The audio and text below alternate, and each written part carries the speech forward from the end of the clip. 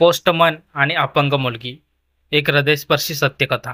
एक पोस्टमन आणि अपंग मुलीची ही कथा आपल्या मनाला भिडणारी आहे. एक अपंग मुलगी जी घरी एकटी असते, तिच्याशी जिव्हाळ्याचं नातं जोडणारा पोस्टमन. आणि एक दिवस ती त्याला देते एक असं गिफ्ट ज्यामुळे त्याच्या डोळ्यामध्ये अश्रू येतात, अर्थातच आनंद अश्रू. पण तो त्या मुलीसाठी काहीच करू शकत नाही. या कथेतून आपल्याला माणुसकी, प्रेम आणि आत्मीयतेचं खरं रूप पाहायला मिळते. तर नमस्कार मित्रांनो, गणेश क्रिएशन जी या आपल्या यूट्यूब चॅनेलवरती मी गणेश तुम्हा सगळ्यांचं स्वागत करतो. श्री स्वामी समर्थ कृपेने तुमच्या मनातील सर्व चांगल्या इच्छा लवकरच पूर्ण होत अशी स्वामीचरणी प्रार्थना करून आजच्या व्हिडिओला सुरुवात करू. एक दिवस एक वयस्कर पोस्टमन एका घराच्या दरवाजावर टकटक करत म्हणाला, चिठ्ठी घ्या. आवाज ऐकताच आतून एका मुलीचा आवाज आला, आत्ता येते, थांबा जरा. पण जवळपास 5 मिनिटं झाली तरी कोणीच बाहेर आलं नाही. तेव्हा पोस्टमन पुन्हा एकदा म्हणाला, अरे कुणी आहे का? चिठ्ठी घ्या, मला अजून बरीच कामं आहेत, मी फार वेळ इथे थांबू शकत नाही.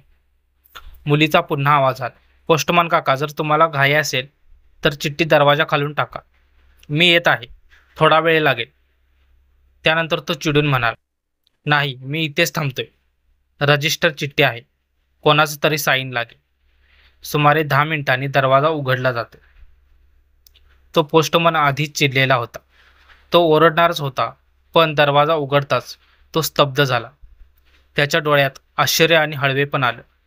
समोर एक लहानशी अपंग मुलगी उभी होती, जिला एक पाय नव्हता. ती निरागसपणे म्हणाली, काका, माझी चिठ्ठी द्या.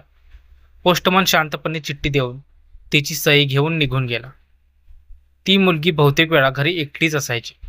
तिची आई या जगामध्ये नव्हती आणि वडील कामासाठी बाहेर असायचे. तिची काळजी घेणारी बाई सकाळ संध्याकाळ यायची, पण दिवसभर ती मुलगी एकटीच असायची. काळ जाऊ लागला. महिन्यातून 1-2दा जेव्हा तिच्यासाठी चिठ्ठी यायची तेव्हा पोस्टमन आवाज देत असे आणि मुलगी दरवाजापर्यंत येईपर्यंत तो वाट बघत असे. हळूहळू त्यांच्यामध्ये जिव्हाळ्याचं नातं निर्माण झालं. एक दिवस मुलीनं पाहिलं की पोस्टमन कायम अनवाणी यायचा. त्याच्या पायामध्ये कधीही बूट किंवा चप्पल नसायचे. पावसाळा आला. एकदा त्याच्या पावलांचे चिखलातले ठसे पाहून त्या मुलीनं कागदावर त्याचे ठसे काढले आणि दुसऱ्या दिवशी तिच्या बाईकडून त्या मापाचे बूट आणले. दिवाळी जवळ आली होती. डाकिया इतरांकडून बक्षीस मागत होता, पण त्याने ठरवलं की त्या मुलीकडून काही मागायचं नाही, पण भेटायला जाईन असं ठरवलं होतं. त्याने वाटेत तिला 5 रुपयांचे चॉकलेट आणले. चॉकलेट घेतली. दरवाजा ठोठावला. आतून आवाज आला, कोण? मी आहे बेटा, तुझा पोस्टमन काका, असं तो म्हणाला.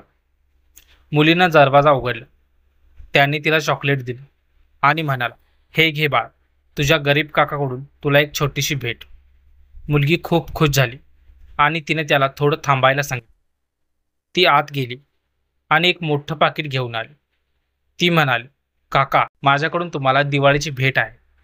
तो अचंबित झाला आणि म्हणाला, बेटी, तू माझ्या मुलीसारखीच आहेस, मी तुझ्याकडून काही घेऊ शकत नाही. मुलीनं आग्रह केला, काका, जर तुम्ही नाकारलत तर मी खूप उदास होईन. त्याने प्रेमाने ते गिफ्ट घेतलं आणि तिच्या डोक्यावरून हात फिरवला. ती म्हणाली, काका, घरी घेऊन जा आणि मगच उघडा. तो जेव्हा घरी गेला आणि ते पाकिट उघडले तेव्हा त्याला धक्काच बसला. आतमध्ये एक जोड बूट होते. त्याच्या डोळ्यात आनंदाश्रू आले. दुसऱ्या दिवशी तो पोस्टमास्टरकडे गेला आणि म्हणाला की त्यांचं ट्रान्सफर तात्काळ दुसऱ्या भागात करावं.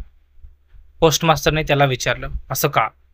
त्यानंतर डाकियाने टेबलावर ती बूट ठेवली आणि सगळी गोष्ट सांगितली. त्याचे डोळे पाणावलेले होते. आवाज भरून आला होता, साहेब, त्या अपंग मुलीने माझ्या अनवाणी पायांना बूट दिले, पण मी तिला पाय कसे देऊ? हे बोलून तो रडायला लागला. तर मित्रांनो, आजची ही सत्यकथा, भावनिक सत्यकथा तुम्हाला कशी वाटली ते कमेंटमध्ये नक्की सांगा. आणि अशाच प्रकारचे व्हिडिओज बघण्यासाठी तुम्ही आपल्या या चॅनेलला नक्की सबस्क्राईब करा. धन्यवाद.